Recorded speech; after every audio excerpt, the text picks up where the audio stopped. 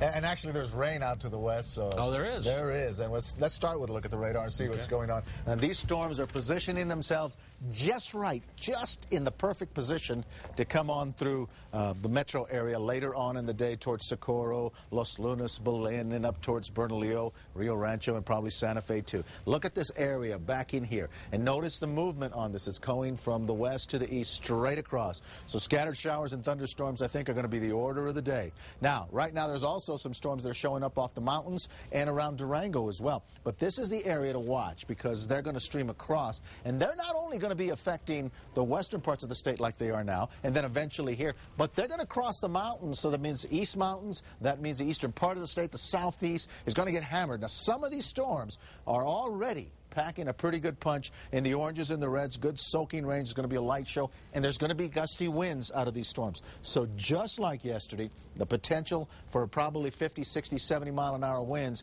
is there in some of these very isolated storms. Now, does that mean there'll be watches and warnings posted? In all likelihood, at some point today, just like yesterday, we'll see some severe weather. And, of course, you can pick up those calls at the bottom of the screen. Española also has a big storm that's running right over it at this point. But you can see it all kind of lining up and heading towards us, just like last night. Now, we're at 79 degrees here right now, and our dew points are sitting in the mid to upper 40s, 32% on the relative humidity. The winds are light. So expect the clouds to roll in, and then expect the storms to roll in as we go through the afternoon and evening.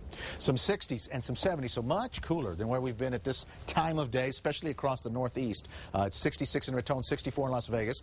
It's only 75 in Santa Fe, and, of course, near 80 here. And then 70s to near 80 degrees from Roswell to Carlsbad.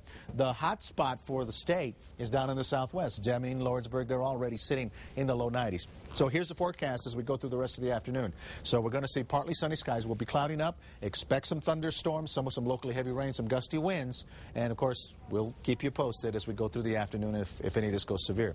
Scattered showers and some heavy thunderstorms off and on through the afternoon, early evening, and then it starts to fade. After that, 62 to 66 from the valley to the heights, fair skies.